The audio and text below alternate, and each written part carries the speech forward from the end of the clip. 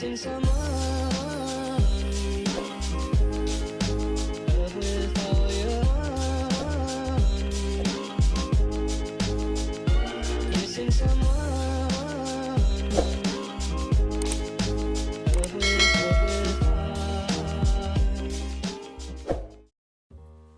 So you sent me some photos, and I've looked all through yours, and the ones you sent me, I'm good with that. Like, I don't know. I know my hair's pretty white, so I don't really want to be. I'd rather be like more blonde than white, but I don't know because I have all this dark in it. Like,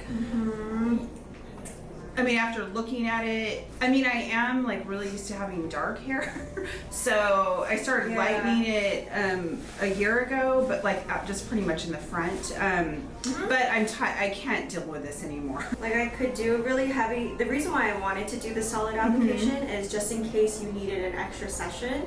Okay. Like let's say I foil you today and then it doesn't, like those pieces in the foil doesn't get light enough. It's really hard for me to re-highlight those pieces. Okay. Because now I've had dimension in between blended to like pick those up again another second time is a lot harder than if I were to just do it from a solid and then relighten it later.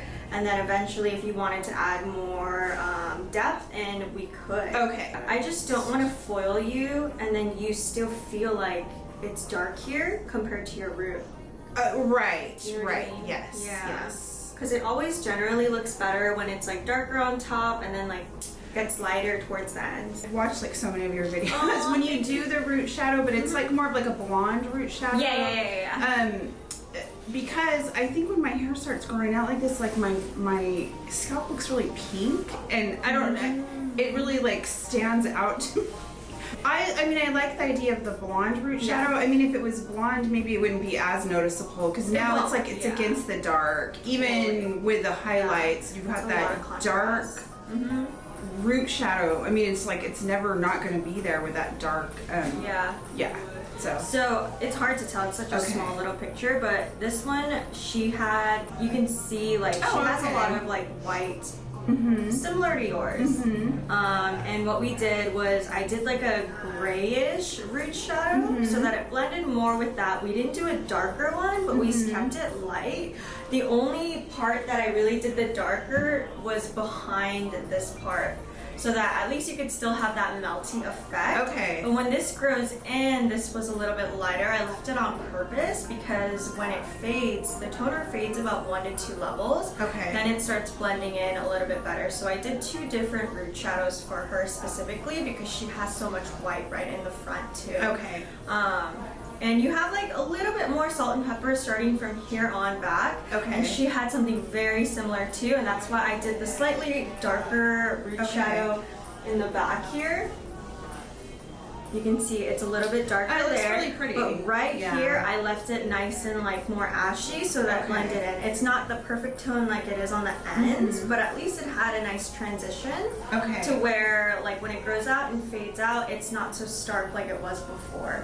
Yeah, definitely game. And also like you're kind of the expert in it, so you know I take your advice. But if anything, you like more of the blonde tone than gray.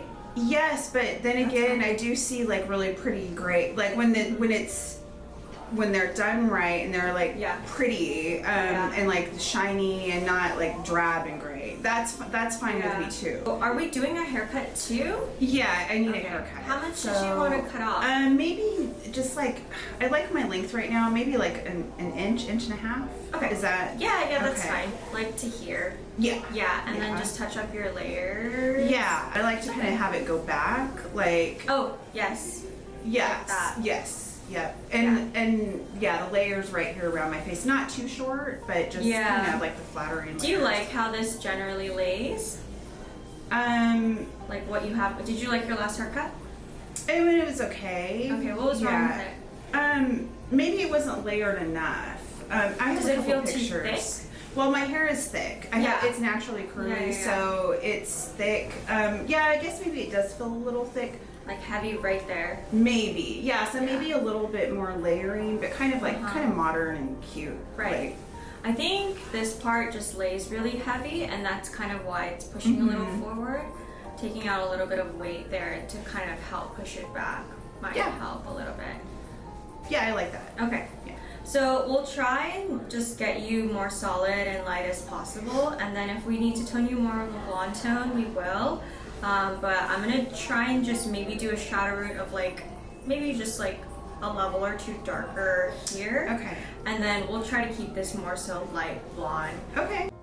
Hi guys, welcome back to my channel. So today we have a brand new client who is wanting to do a gray transition.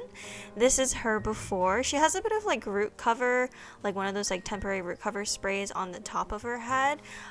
So it makes it look a little bit more brownish than it is. You'll see later how white her hair really is and why we chose to do more of a solid application.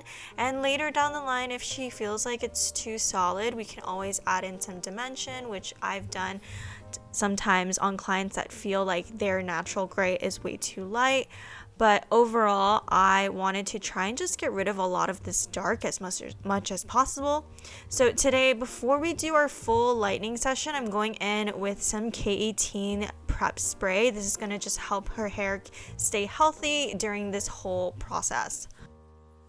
Lately, I really love using this K18 pre-treatment for any type of gray transition or color correction like this, because it just gives me extra insurance, because we are going to be doing multiple lightening steps for her to do this type of correction. So right now I'm going in with a color remover. So there's a few reasons why I choose to do a color remover for this type of correction. One of them being that I want to see where the hair has highlights and what level the hair really is under all this dark color. I have seen in the past sometimes when I use this color remover that it does expose old highlights like that were previously darkened, because that's really important, especially when you're doing a lightening service, because you really want to see what level the hair is and not overlap or place lightener in those areas first if they're already lighter than the rest.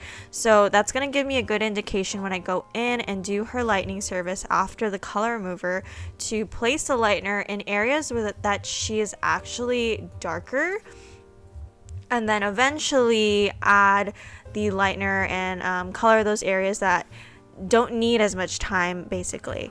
So for the color remover, I'm using the Schwarzkopf color remover. This color remover comes in like a white box. I get it at my local Cosmoprof. It's like a 2-part color remover, and I just mix it with like 10 volume and just apply it on the areas where they are the darkest first. And then I just like doing this because I feel like it just also keeps the hair a little bit healthier, because it's able to remove the permanent color at using a lower volume and before I do any type of bleach.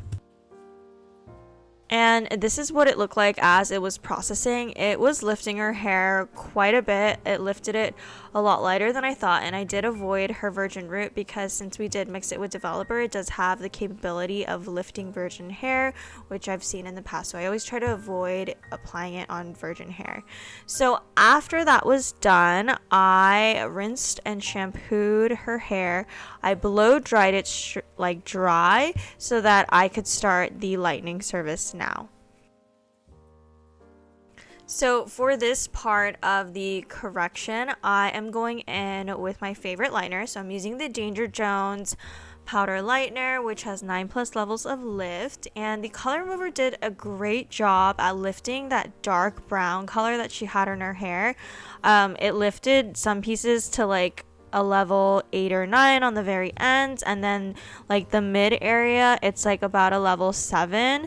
And so what I'm doing right now is I am applying the lightener in areas where it is warmer. So I would say if it's like a level 7, almost like a level 7, 8, I'm applying the lightener there. But any piece that looks like closer to like a level 9, I'm going to try to avoid at all costs because I want to apply those pieces later. So you'll see me going through and I might be picking out her old highlights and just applying the lightener on the mid shaft. I'm leaving out her root as well because you can see from this clip her root is actually super white. It's such a beautiful like gray pattern. And I pretty much just took the back section all in like a single section, kind of similar to the way that I do my foils. If you are someone that has watched some of my old videos where I do like my signature foil placement, I'm kind of doing the same type of placement but in a solid form, and I'm laying these slices just right on top of each other. I'm not separating them with a foil in between because we're doing a solid application anyways, and it just makes my life a lot easier and faster if I just place the slices right on top of each other. And you can see here her whole hairline, it's already so blonde, so I'm picking those old highlights out and just separating them, and then really just applying lightener onto the areas that look more like a level 7. And by the time that I was pretty much done with this whole application, the parts that I had applied the lightener were ready, like caught up with the old highlights. So I started to just kind of emulsify all of the lightener together to kind of get it all even. And then I took her to the bowl. I rinsed out some of the back because the back was already ready. And you can see right now what I'm doing is I am finishing applying the lightener to the rest of the root throughout her whole head, so that essentially, yes, her whole from root to ends will be lightened, but at least it will be solid and really even. And when it grows out, because of the way that her gray pattern is and the way that we're going to be toning her today, it's going to blend really well. So you guys know that I love using a shadow root, so I'm going to be using the Danger Jones gloss toners for her whole formulation. For her shadow root, which I am starting in the back because if she did have any pepper in her natural gray pattern, it was mostly in the back. And so for her root shadow, I'm using, I mixed and made a 7-01, and the way that I made that is I used 6-01 and mix that with clear 1:1 and then added in that gloss developer. And guys, if you haven't used these gloss toners, make sure when you do to use it with a designated gloss developer that it is formulated to be mixed with, because it's game changing and it just makes your formula and the consistency and the application of these toners like flawless. And I'm just so obsessed with them. Anyway, so for the end formulation, I did a mixture because she didn't want to be too silver, but she wanted to be more of a blonde. So we did more of a bright blonde formula for her. And I mixed up some 10-32, mixed it in with 10-12 to kind of give it more of a platinum-y golden blonde look.